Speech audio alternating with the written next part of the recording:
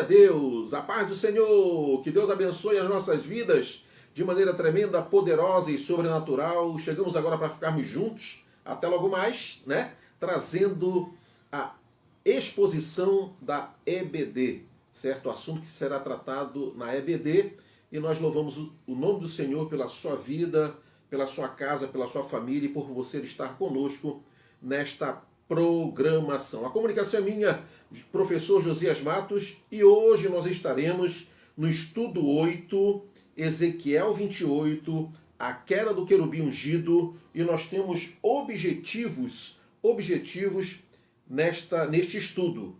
O primeiro objetivo é saber que Deus abate os orgulhosos. Deus, ele corrige os orgulhosos. Os orgulhosos não têm parte com Deus, certo? O orgulho não tem parte com Deus. Inclusive, a divisão causada nos céus foi por causa do orgulho. Por causa do orgulho, tá bom? O outro objetivo é ter o mesmo sentimento de Cristo. O mesmo sentimento de Cristo. E o terceiro, portanto, o terceiro objetivo é guardar nosso coração diante de Deus. Guardar é agradar, guardar é servir, guardar é ouvir, guardar é receber, né, a palavra divina do coração de Deus. Isto que é guardar, né? Guardar os estatutos, guardar as ordenanças, certo?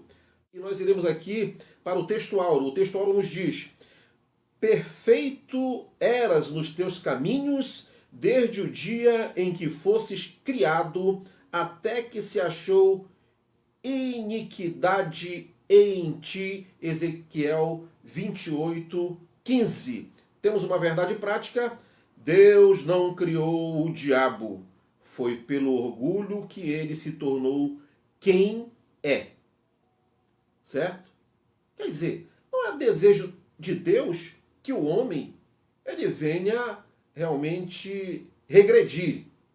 Ele venha transgredir as suas leis, a sua vontade. O homem faz isso deliberadamente, certo? A pessoa, ela pode ser uma pessoa boa, uma pessoa amável, bom caráter, boa índole, mas quando este homem se corrompe, certo? Ele certamente vai criar uma outra personalidade, né?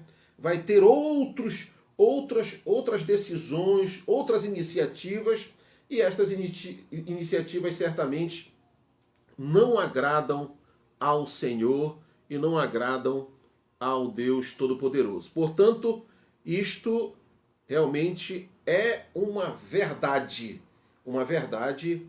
esta mudança, né? Esta mudança. Deus não criou o diabo, foi pelo orgulho que ele se tornou quem ele é. Certo? O quanto o orgulho ele é prejudicial, é complicadíssimo. O primeiro ponto deste primeiro tópico: eu sou Deus. Ezequiel 28, 2. Filho do homem, dize ao príncipe de Tiro, assim diz o Senhor Deus, visto que se eleva o teu coração e dizes, eu sou Deus, sobre a cadeira de Deus me assento no coração dos mares, e não passas de homem, e não és Deus, ainda que estimas o teu coração como se fora o coração de Deus. Uma ilusão, né? Uma ilusão. Um pensamento, uma mente cauterizada, realmente tomado pelo orgulho. Ele, portanto, o rei de Tiro, se achava Deus, se intitulava Deus, e muitos o consideravam como Deus, certo? O príncipe de Tiro é acusado de dizer, eu sou Deus. Eu sou Deus. Está muito claro aqui, os comentaristas aqui da lição, certo? Em colocar esse D minúsculo, que é o que de fato ele merece, né? um D minúsculo, estar na sua, colocá-lo na sua insignificante posição. O príncipe de Tiro, certo? Sobre a cadeira de Deus estou entronizado no coração dos mares, certo? Embora reis antigos como os faraós e outros alegassem divindade, o tom aqui sugere uma arrogância que transcende o natural. O natural. Uma pessoa na sua mente normal, uma pessoa, um líder, um príncipe, um rei, um governante, no seu estado natural, normal, né, da sua consciência, da sua mente, jamais poderia afirmar isto, se comparar a Deus. Se comparar a Deus. Embora nós encontremos na caminhada alguns cachaceiros aí que dizem que realmente se comparam a Cristo, né? Corruptos que muitas das vezes abrem a sua boca cheia de dente para tentar se comparar. Jamais. Isso é um absurdo. Esse é o cúmulo da ignorância, certo? Então, vamos aqui. Ele não apenas se compara a um Deus, ele se coloca no trono de Deus. A vantagem do que nós conhecemos é que eles não querem o trono. Eles não querem o trono, eles não querem os céus, certo? Já inclusive, né, preferem ir para o inferno. Né? Declararam que eles preferem a condenação eterna. Mas a ignorância ela é tão grande que eles muitas das vezes dizem: não, eu franquio a minha vaga no céu porque ele quer ir para o inferno. Quem foi que disse que ele tem vaga no céu? Não consta, é complicado essa afirmação, dizer que tem vaga no céu. Não tem vaga no céu. Essa reivindicação é tão extrema que soa semelhante à rebelião espiritual descrita em textos como Isaías 14 e 2 Tessalonicenses 2,4, onde seres espirituais se exaltam acima de Deus. Essa linguagem é incomum para simples soberanos terrenos, indicando a atuação de um poder espiritual por trás do trono. Essa questão do homem querer dar-se título de divindade ou querer dizer que ele tem uma relação maior, ele tem um contato maior, ele tem uma intimidade acima da média com Deus, ele ouve Deus, ele fala com Deus. Isso é muito arriscado. Isso é muito arriscado. Esta é uma prática dos falsos profetas. Esta é uma prática principalmente das seitas e heresias. Certo? Por quê? Como eles agem? Eles agem da seguinte forma, da forma mais fácil. Qual é a forma mais fácil de atrair multidões? Certo? É o seguinte. Eles desprezam a verdade absoluta do Evangelho, eles não utilizam, não pregam o Evangelho verdadeiro, a inerrante palavra de Deus, eles utilizam o método mais simples e mais fácil e mais objetivo. Contudo, estão arrastando multidões. Eles chegam nos seus púlpitos, eles chegam nos seus altares, eles chegam no meio da multidão e dizem: boa noite, pessoal. Boa noite, meus amigos, minhas amigas. Boa noite. Eu devo dizer a vocês que esta noite eu estive no monte e Deus falou comigo. E ele me disse isso, aquilo outro, blá, blá, blá, blá, blá, blá, blá, blá, blá. Daí que surgem os puxadinhos que muitas seitas utilizam, certo? o livro não sei do que, a cartinha não sei das quantas, o manual não sei... Entendeu? Essas ideologias humanas, essas reflexões, essas coisas que justamente o homem almeja.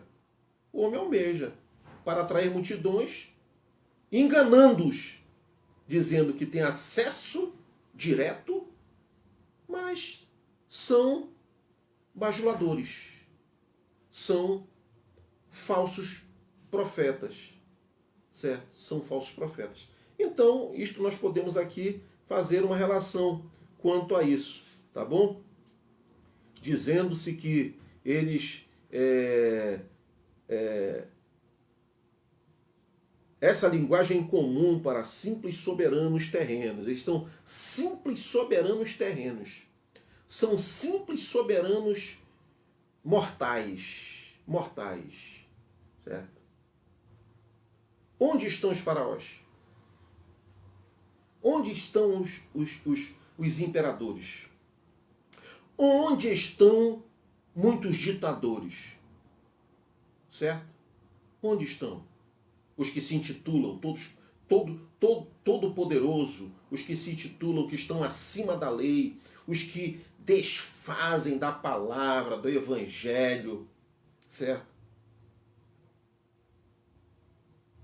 Uma coisa é certa. O que nós não devemos ter é preocupação quanto esses reveses desses indivíduos. Porque a igreja é na marcha triunfante. Ninguém pode deter a verdadeira igreja. As portas do inferno não prevalecerão contra ela. Eles podem ameaçar o sistema, eles podem ameaçar instituições, eles podem ameaçar igrejas, eles podem ameaçar muitos líderes, mas existe uma igreja separada, eleita, santa, a noiva. Essa igreja não tem a mínima preocupação quanto esses indivíduos que dizem ser Deus e querem se assentar na cadeira de Deus, certo? E infelizmente eles têm a petulância de quererem manipular as instituições evangélicas. Esse é um perigo muito grande, certo? Então temos que estar atentos ao que está acontecendo a nível mundial.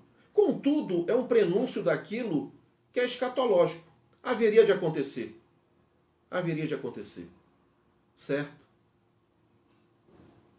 Atributos inatingíveis a humanos. É o segundo ponto deste primeiro tópico. Ezequiel 28:3.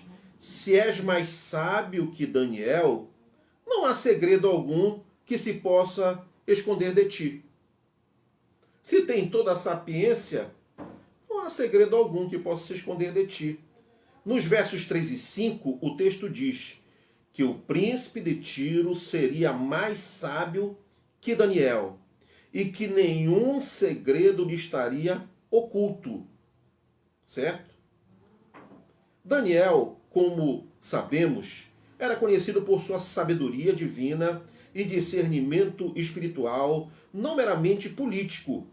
Ele recebia, inclusive, realmente as revelações que advindas do Eterno a Daniel, justamente foi o que lhe colocou na posição de governador, certo? Então, uma intervenção divina na vida de Daniel, né? Comparar um homem a Daniel já seria ousado, mas dizer que nenhum segredo lhe é oculto aproxima esta figura de uma entidade angelical ou espiritual, né? Então, se ele supera a intimidade, se ele supera as revelações advindas do Eterno a Daniel, se ele supera, né? Ele está além. Ele se considera uma entidade divina. Uma entidade divina. Ok?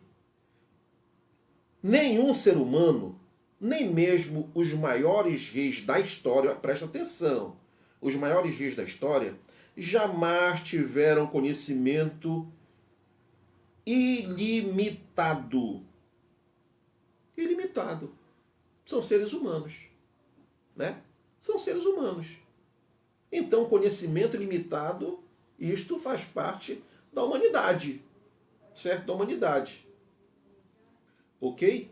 Então, isso sugere que Ezequiel está usando o rei de Tiro como símbolo de uma inteligência espiritual corrompida, ou seja, Lúcifer, antes da queda. Na sequência do capítulo, temos descrições em relação ao rei de Tiro, que são inaplicáveis a seres humanos. Vejamos. A perfeição original, versículo 15 de Ezequiel. A descrição perfeito nos teus caminhos é inapropriada a humanos caídos. É inapropriada a humanos caídos.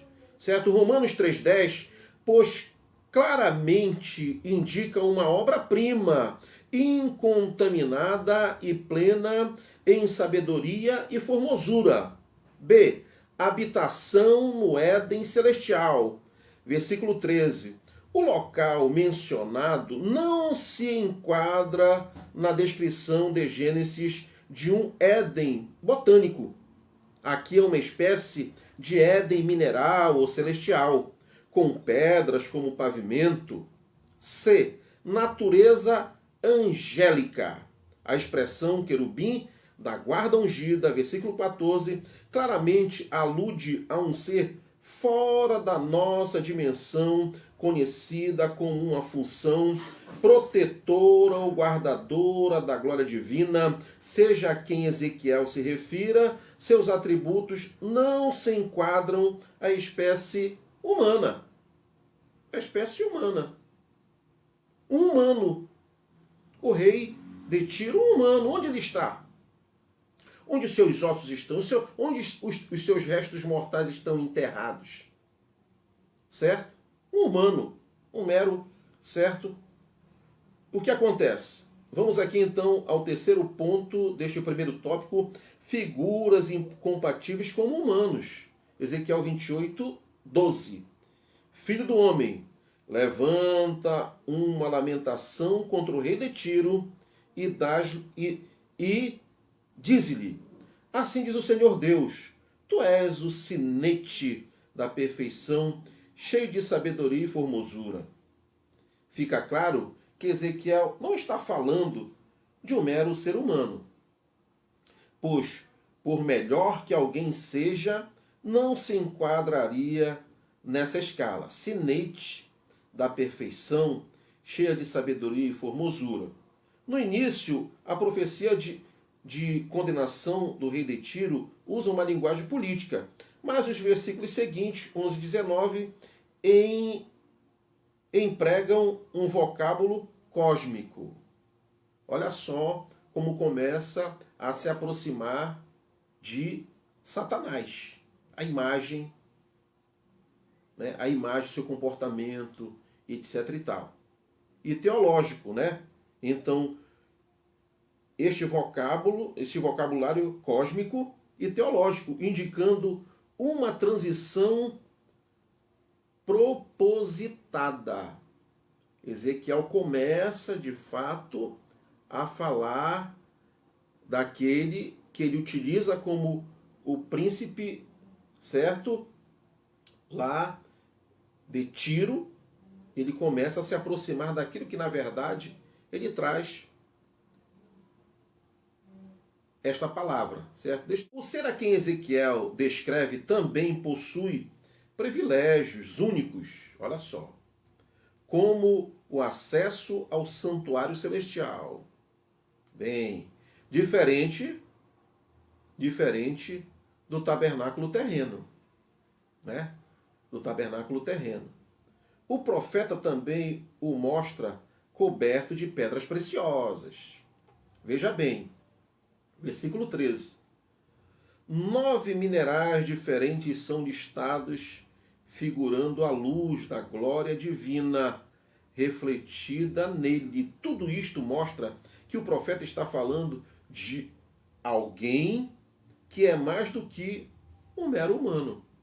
Então ele pega a figura do príncipe de Tiro, né? E essa forma de utilizar figuras, imagens, né? As visões de Ezequiel, né? Aquele comportamento, né? De construir uma maquete, de fazer o pão, né? E comer com alguns ingredientes, né? Arrumar as suas coisas e sair em peregrinação, né?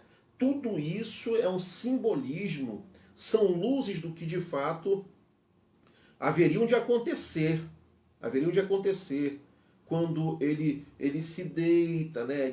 Ele tem que ficar deitado, né? São propósitos, né? São exemplos, são formas, são sombras daquilo que ele quer comunicar às pessoas, né?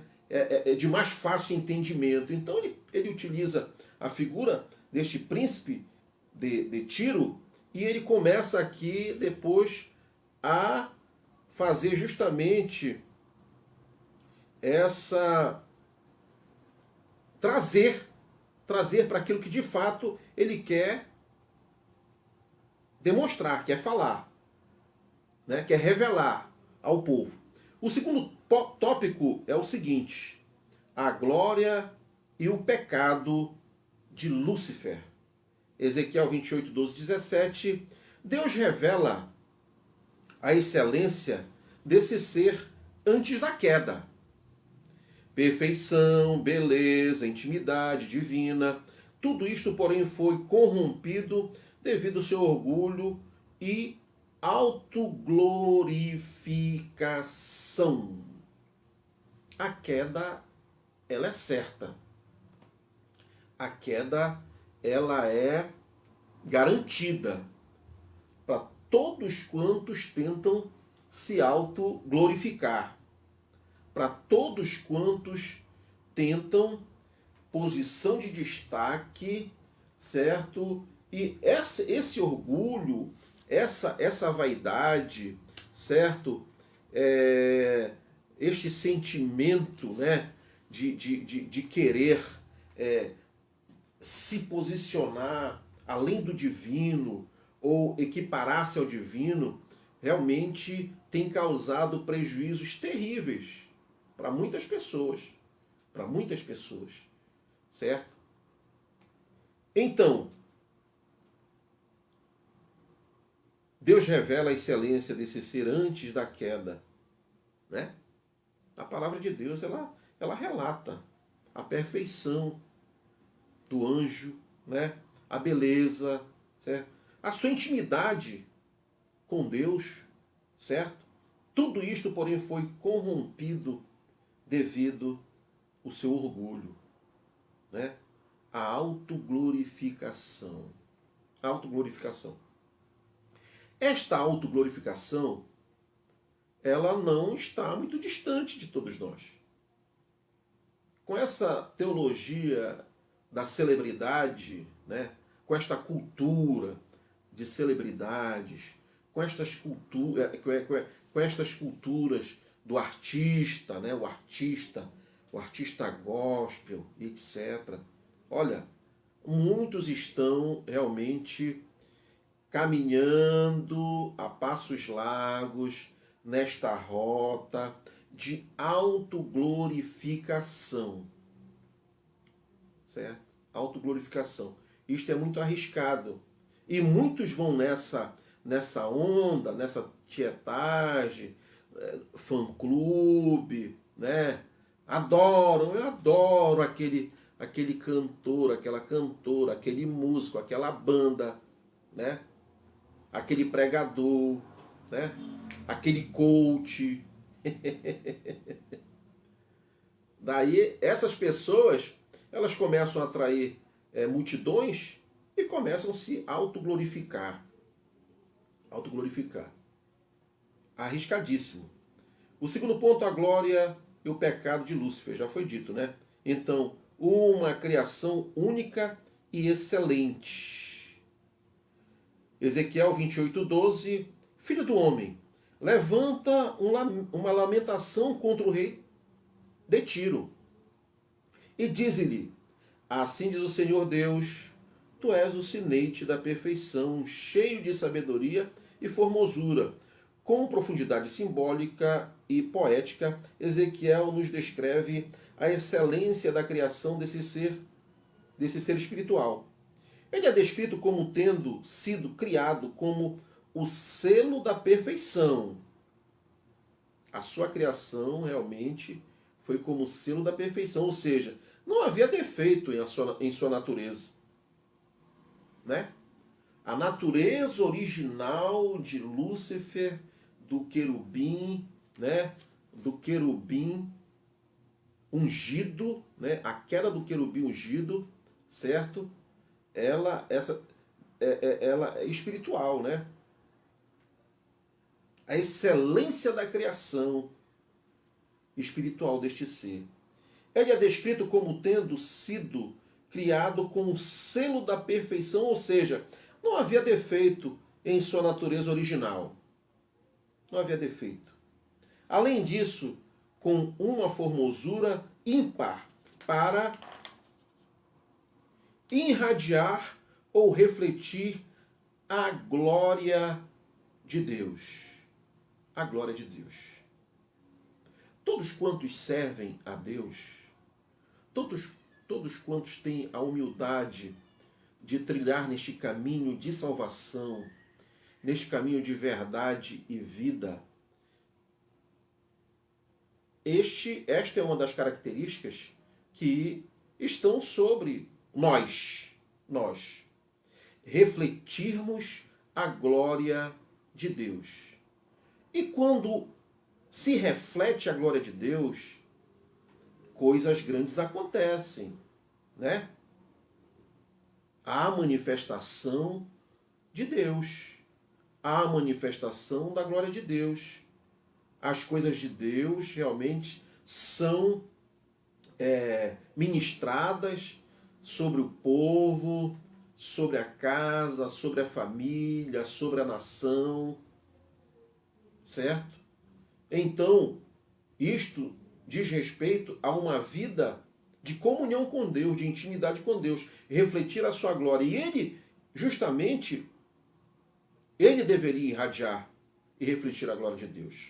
Lúcifer foi criado como uma criatura extraordinária em beleza, sabedoria, posição e função. Há comentaristas que também entendem ou o veem como líder dos anjos, ou um deles, ou ainda guardião da santidade divina. Guardião da santidade divina.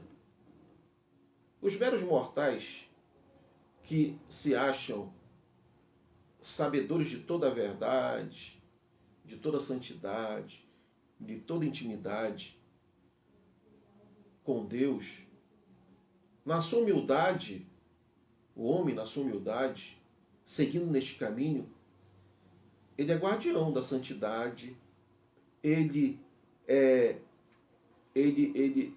dissemina esta verdade, ele semeia esta verdade, ele prega esta verdade, certo? Mas nós vemos que muitos se afastam desta missão, certo? Em virtude de orgulho. Em virtude de orgulho, certo? O segundo ponto deste segundo tópico, o orgulho precede a ruína.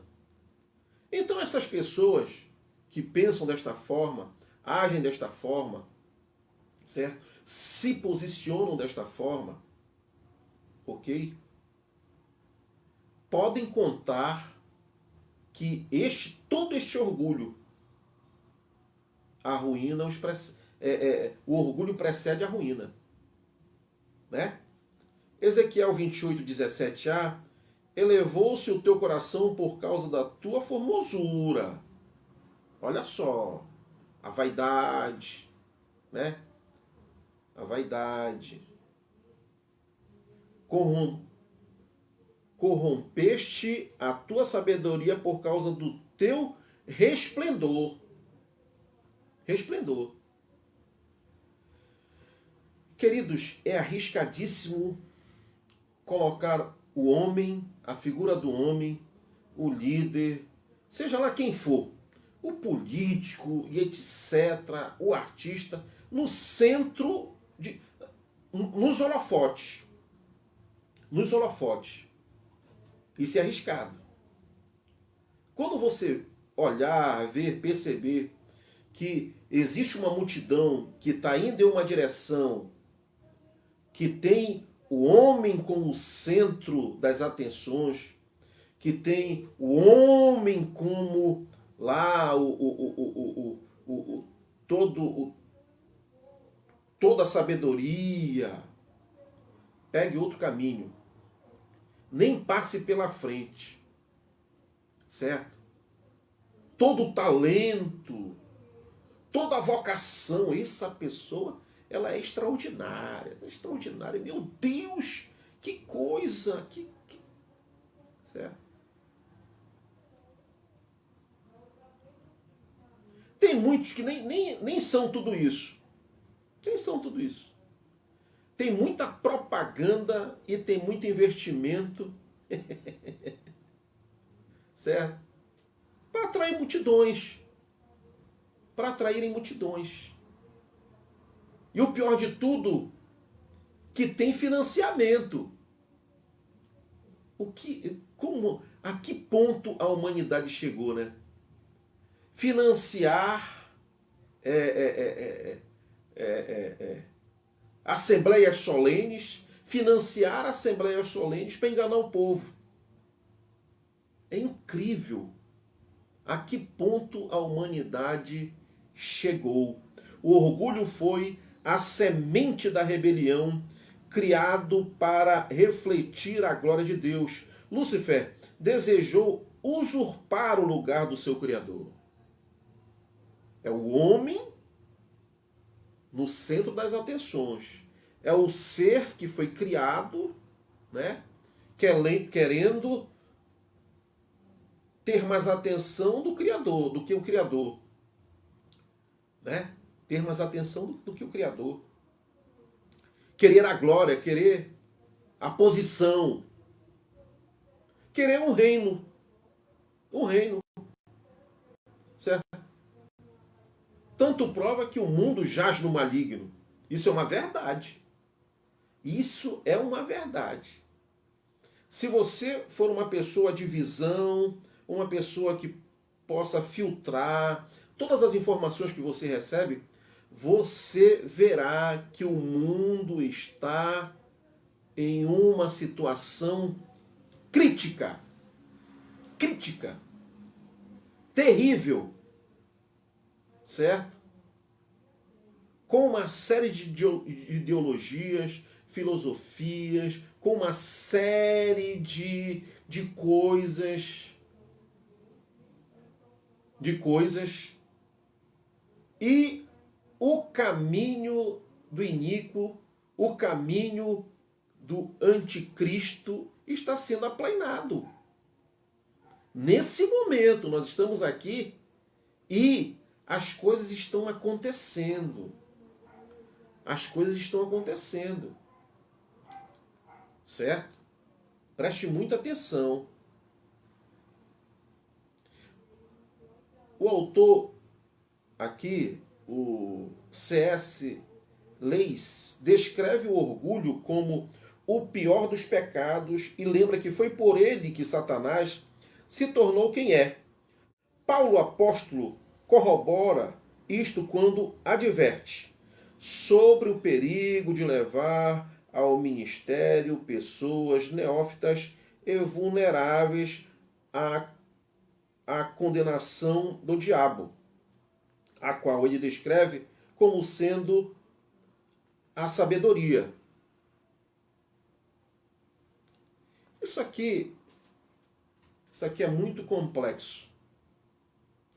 Essa questão sobre neófitos, sobre doutores, sobre mestres.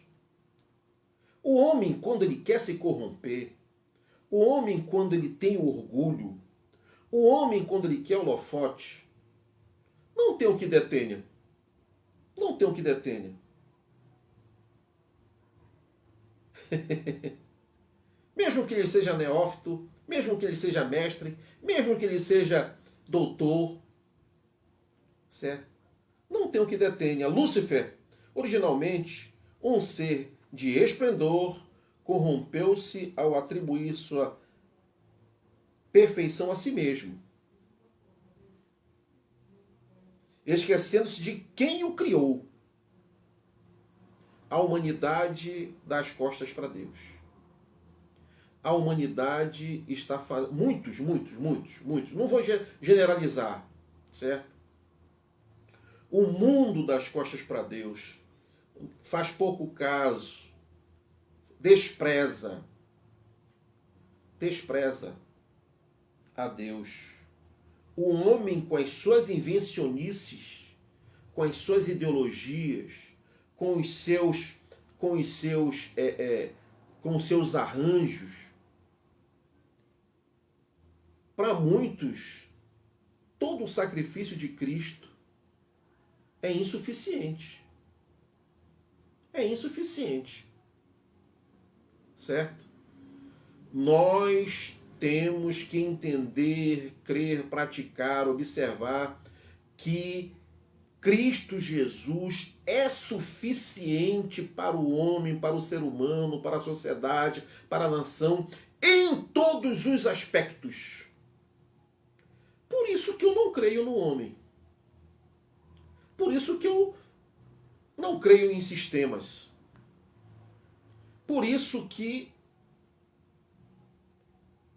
essas questões de polarização, etc e tal, não vai levar ninguém a lugar nenhum.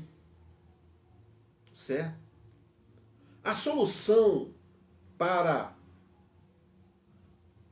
os que querem, de fato, trilhar no caminho da verdade, os que nasceram de novo, os que fazem parte da igreja eleita santa, a solução sabe qual é? As mansões celestiais.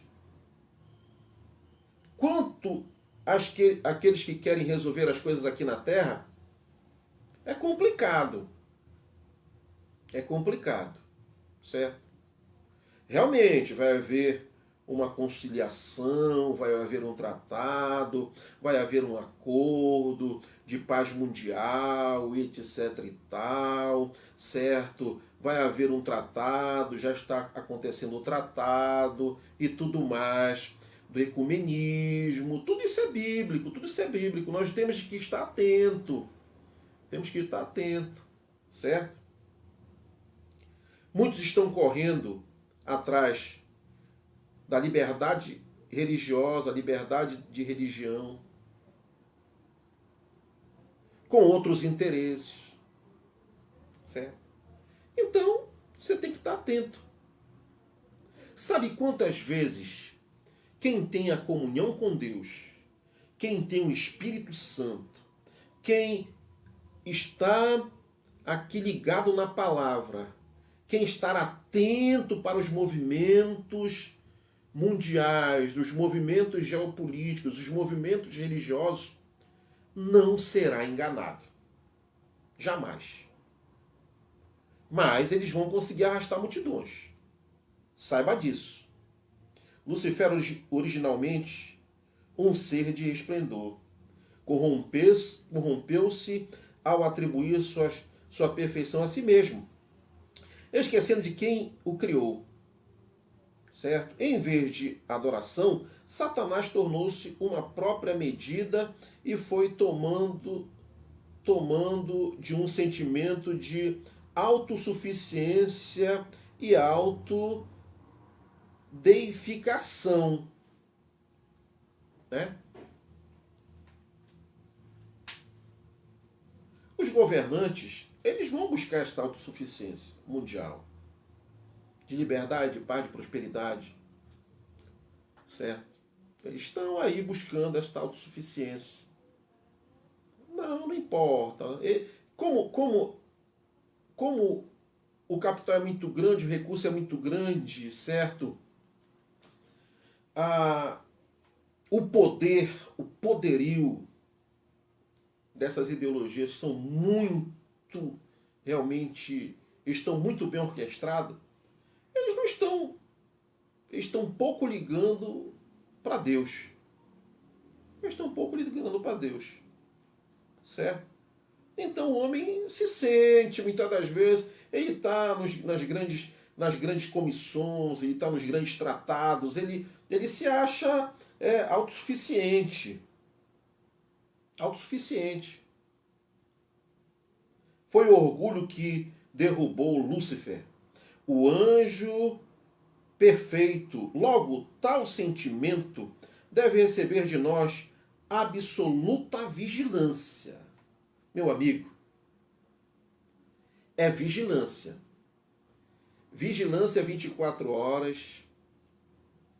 Vigilância, porque está tudo aparelhado. Certo? Todas as informações, toda desinformação que você acompanha nas redes sociais, na televisão, na rádio, no jornal, certo? Tudo corrobora com esse sistema autossuficiente, que eles têm todas as soluções para a humanidade. Vigilância.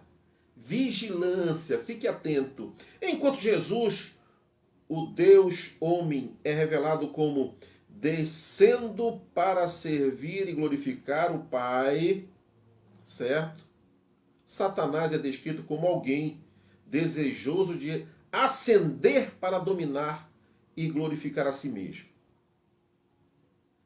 É o que eu falei anteriormente. Todo aquele homem que você nota que ele quer se glorificar, que ele tem sede de poder, que ele está ali para se exaltar, ele quer todos os holofotes sobre ele, certo? Ele é o centro das atenções.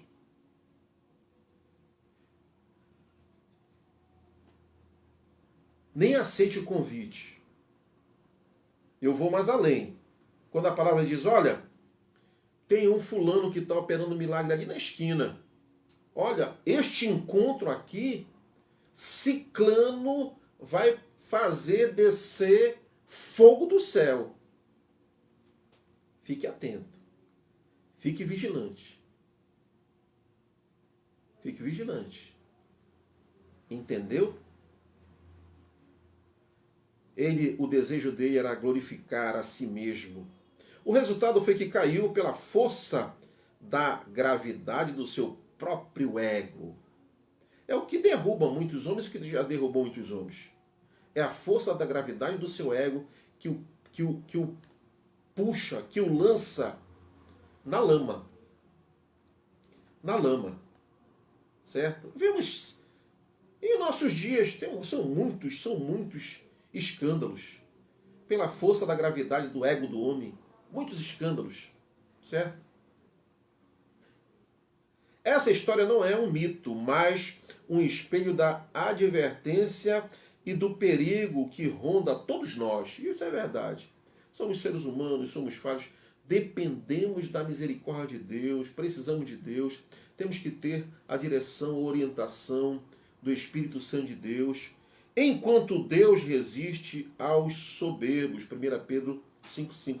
Satanás os atrai para a condenação que o atingiu. Ele tem convicção, ele sabe, ele tem certeza da sua condenação eterna.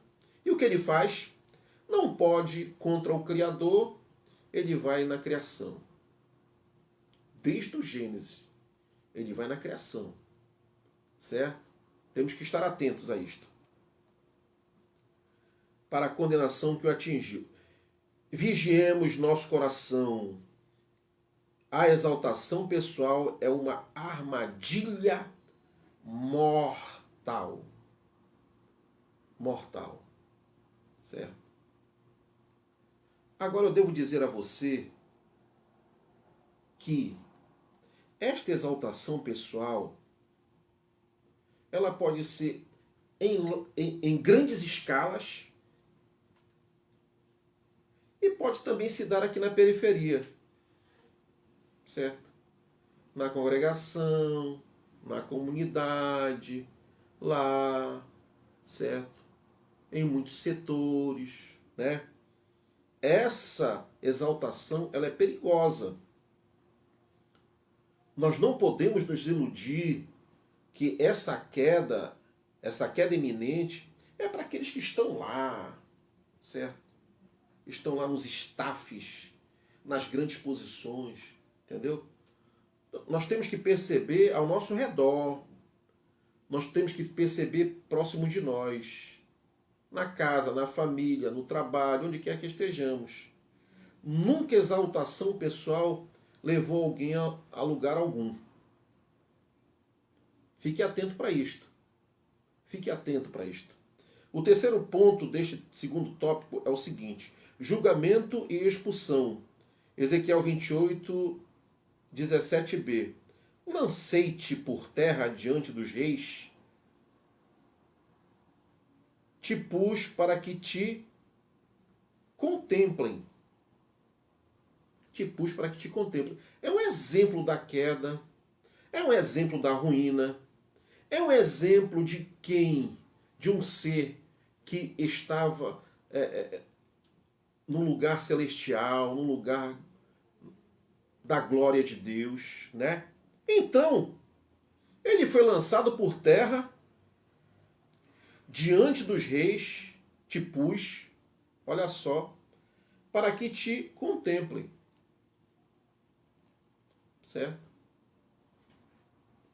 Ele pode ser visto como um exemplo péssimo, mas também ele pode ser também uma influência. Ele pode ser também, me veio a palavra aqui, mas escapou. Ele pode ser também tomado como um exemplo, né? Um exemplo, certo? Quando a exaltação substitui a adoração, a queda é inevitável. Inevitável. E o juízo divino certo. Deus não compartilha a sua glória com ninguém. Absolutamente. Não compartilha. Jamais. Jamais. Ao desejar uma glória que não tinha, Lúcifer tornou-se Satanás. O inimigo de Deus. Muitos hoje naufragam espiritualmente, não por escassez, mas por excesso de confiança em si mesmo. O Todo-Poderoso, né? Não, eles estão acima da lei. Não, eles estão aí, nada acontece. Nada acontece, né?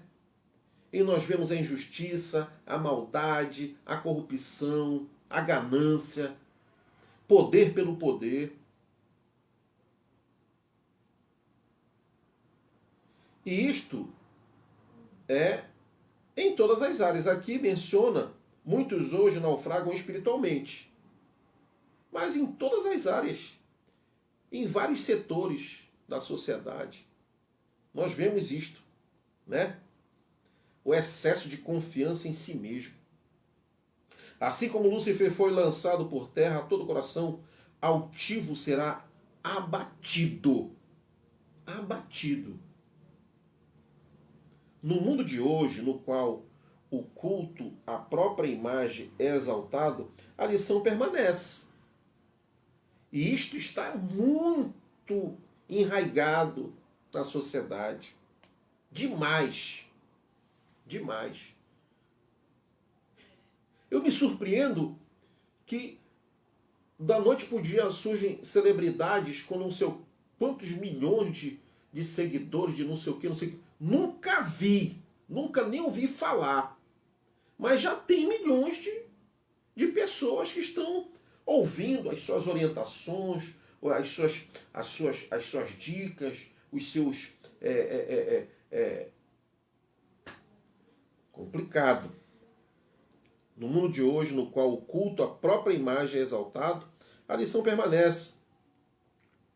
A expulsão de Lúcifer do monte de Deus é o símbolo máximo de que nenhuma glória pessoal pode ocupar o lugar de Deus. Deus continua resistindo o soberbo. Não há problema em termos dons e virtude, não há nenhum problema. Termos dons, temos virtudes, certo? Né? Buscarmos, adorarmos, louvarmos, caminharmos, pregarmos, certo? Falarmos dessas verdades, né? Tendo esta convicção. O problema está em achar que o merecemos ou que a causa e origem deles está em nós. Está em nós mesmos. Não há nenhum problema, né? A glorificação tem que ser a Deus. Os dons, as vocações, os talentos, né? Tem que ser dado a Deus. Sem Ele nada podemos fazer. Sem Ele nada somos. Sem Deus não somos nada. Não somos nada. E Deus sem os homens é Deus. Continua sendo Deus. Sempre será Deus. Certo? Não merecemos nada. Lúcifer caiu não por falta de dons, mas por confiar nele mais do que em Deus. Mais do que em Deus. Quem cultiva o orgulho colhe afastamento de Deus. Orgulho, ela é uma arma, é uma situação terrível. Terrível. Certo? E com este culto à celebridade, hein?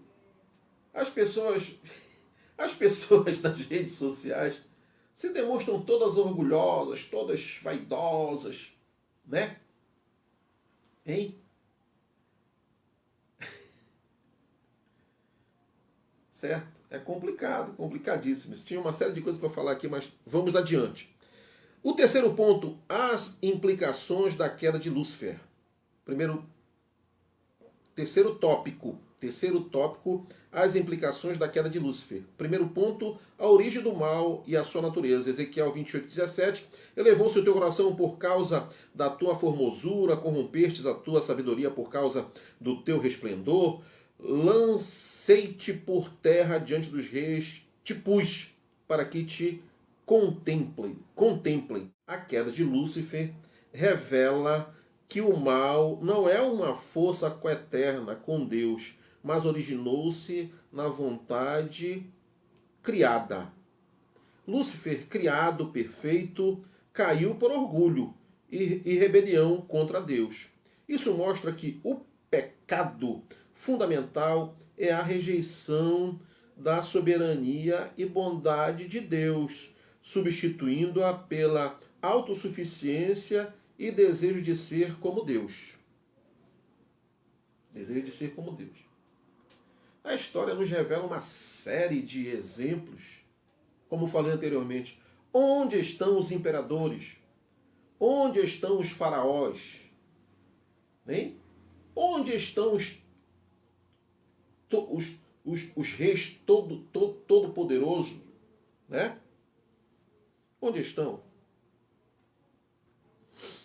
O mal é, portanto, uma corrupção parasitária da boa criação, não uma substância independente. Certo? Esse parasita, esse mal, ele é terrível. Corrompe o homem. corrompe o homem, né? A criação, corrompe a criação. É terrível. A queda angelical precede e prepara a tentação humana, Gênesis 3, estabelecendo o padrão de tentação baseada na dúvida da bondade divina e na promessa de autonomia ilusória, né? Autonomia ilusória. O inimigo vai dizer assim, não, olha, come aí, come o fruto, come o fruto. Você vai ter autonomia, você vai ter o conhecimento do bem e do mal. Tudo ilusão, tudo ilusão. Muitos caem nesta conversa, nesta falácia, nesta mentira, nesta disseminação do engano do tentador, do maligno, de Satanás. As ilusões. As ilusões. Inclusive aqueles que acham que estão se dando bem. Aqueles que acham que, bem, Deus é todo amor, toda misericórdia. Então, ele vai se corromper. Ele vai lá fazer parte. Né? Num dado momento, ele sai de lá. Ele sai. Pronto, já se deu bem. Né? Já se deu bem, então é uma autonomia ilusória. Porque a grande maioria, e na maioria das vezes, esses que aceitam o apelo, certo, de Lúcifer, do reino das terras, dos reinos da terra, da riqueza, da fortuna, da corrupção, certo? Estes que cedem o apelo, é como foi dito aqui, deixa eu ver se é uma corrupção parasitária. É um parasita, né? É um parasita. A pessoa ela começa ali pegando migalha, depois o tentador vai e oferece mais um pouco, e mais um pouquinho, e mais um pouco, e mais um tanto, e mais um tantão. Quando vê, a pessoa está totalmente comprometida. Comprometida. As pessoas que se corrompem, principalmente com o mamon, as pessoas que se corrompem principalmente com a riqueza, é um problema muito sério, porque qual a origem dessas fortunas? Qual a origem do dinheiro? Qual a origem que Satanás ele propõe, ele oferece os reinos da terra? Qual a origem disso? Certo? Num sistema de corrupção de uma nação, de um estado, de uma cidade, saibam que a origem deste dinheiro, muita gente já morreu, vai morrer, estão enfrentando problemas, certo?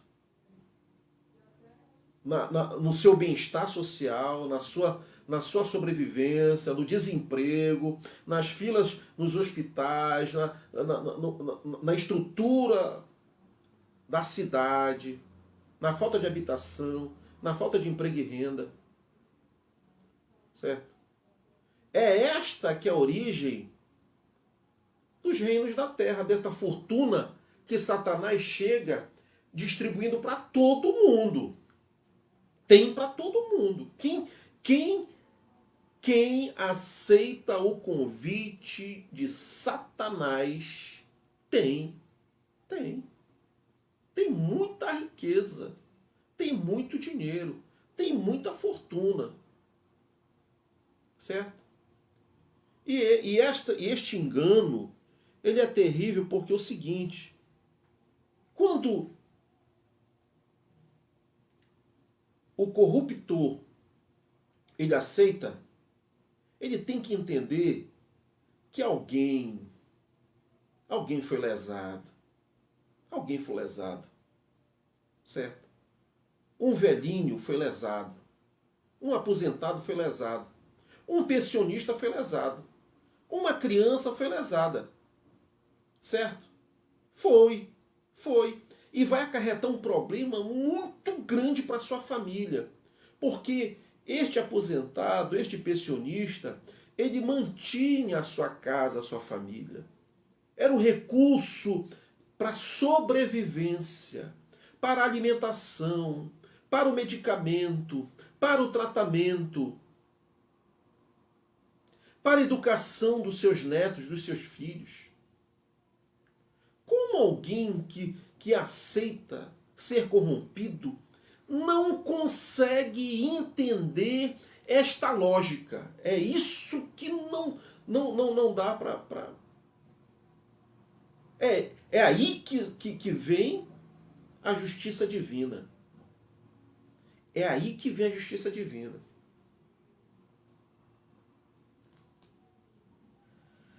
A queda angelical precede a preparação à tentação humana.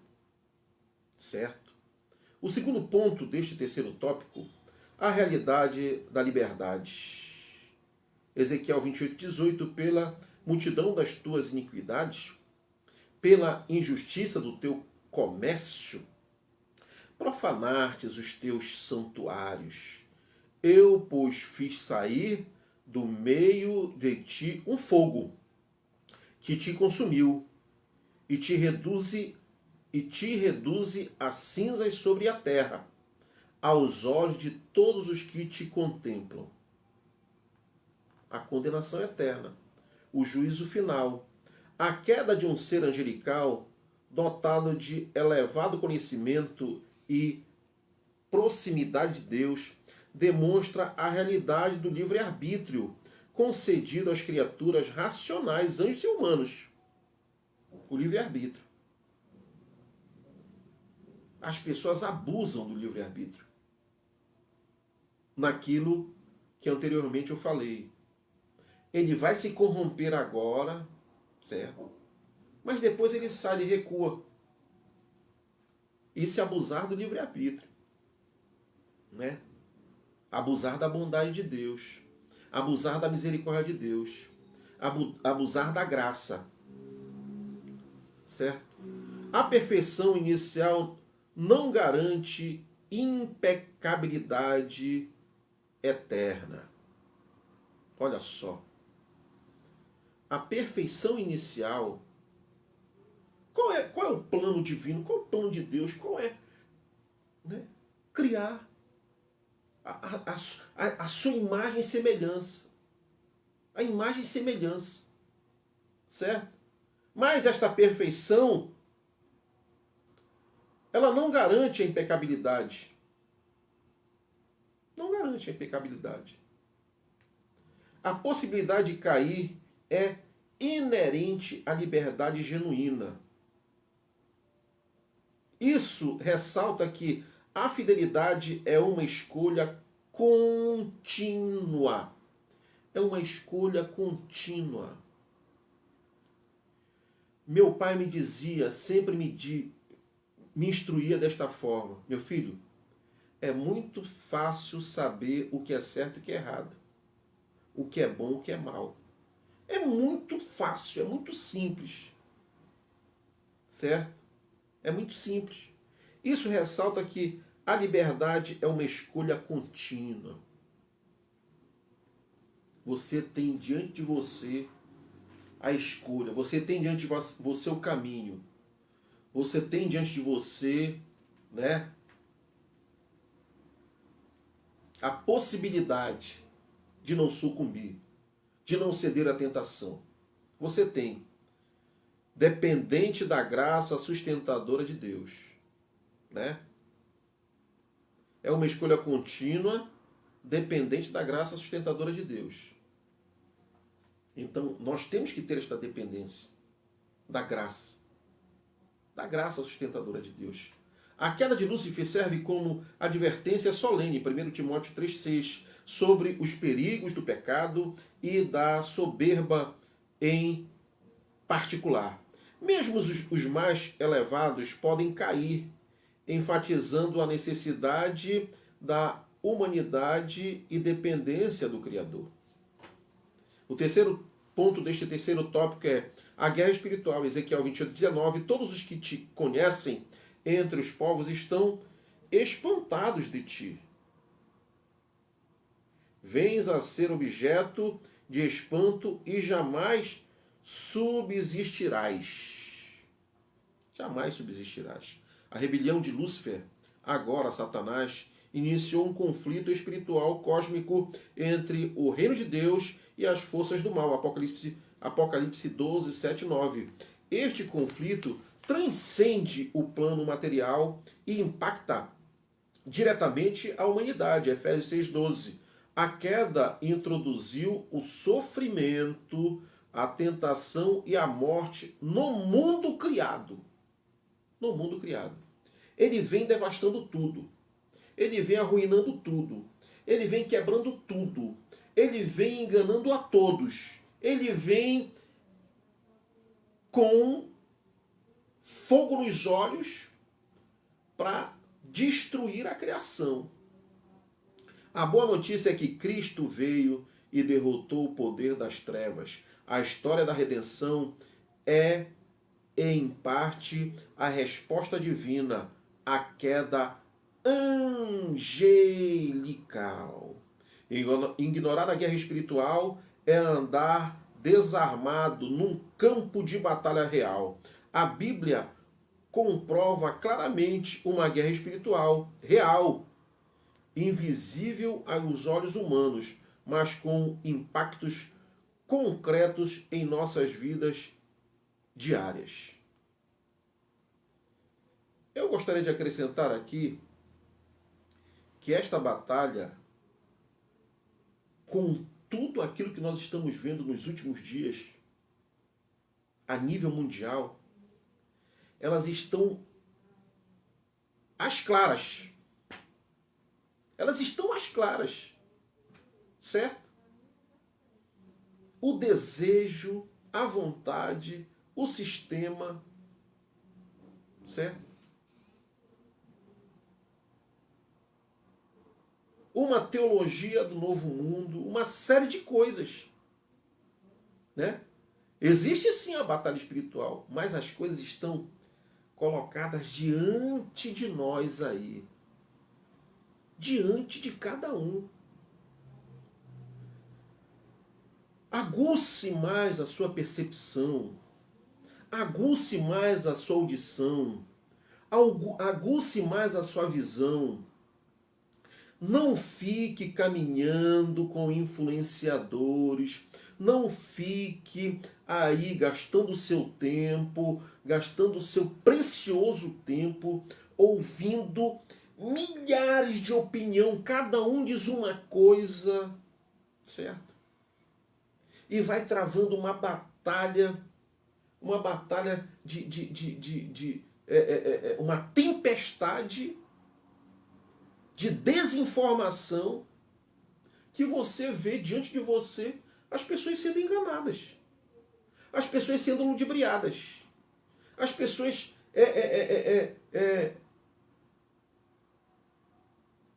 as pessoas dando ouvido a mentiras escancaradas. Além da batalha espiritual, existe todo esse sistema decaído, corrompido. Certo? Corrompido. Esta batalha espiritual, ela existe na vida diária, especialmente nas áreas emocional, moral e espiritual. Olha só, né? As pessoas estão com as suas emoções à flor da pele. É muita mentira, é muita falácia, é muita narrativa, né? Os modus operandi do sistema podre arrastam multidões, certo? Sim, a guerra espiritual é real. Ela ocorre nos bastidores da vida humana, influenciando decisões, tentações e estruturas. Mas em Cristo já temos a vitória. Maior o que está em nós do que está no mundo. Isso é a verdade. Em Cristo nós somos mais do que vencedores. Esses decaídos vão continuar nos seus lugares insignificantes da sua queda. Eles acham que eles estão por cima, eles acham que eles são os todo-poderoso, certo? Mas não. Vão cair. Certo? Porque também nós vemos que existe uma igreja que ora, um povo que adora de fato, de verdade, que é fiel, que segue. Isso não é religião. É a igreja santa, é a igreja separada, é a eleita, é a noiva. É a noiva. Certo? Existe. Então, maior é o que está em nós do que o que está no mundo. Tá bom? Aplicação pessoal. A beleza, os dons, as conquistas e posses podem corromper se o coração não for vigilante. Se o coração não for vigiado. Né? A proposta vem. Você tem liberdade de aceitar ou não. Né? De aceitar ou não. Chegamos no final desta programação. Que Deus abençoe as nossas vidas de maneira tremenda, poderosa e sobrenatural. E...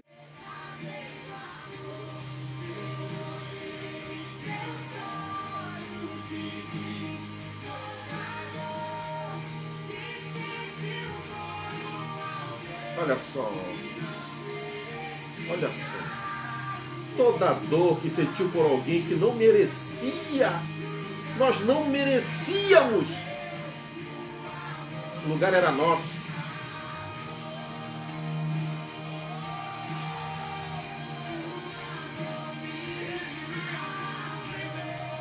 Nos amou primeiro. Nosso Deus não merece. A traição. O pouco caso. Aqueles que acham que o sacrifício de Cristo é insuficiente.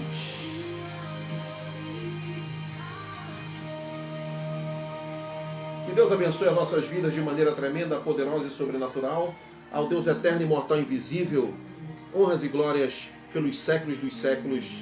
Amém. Que Deus abençoe a todos, em nome do Senhor Jesus.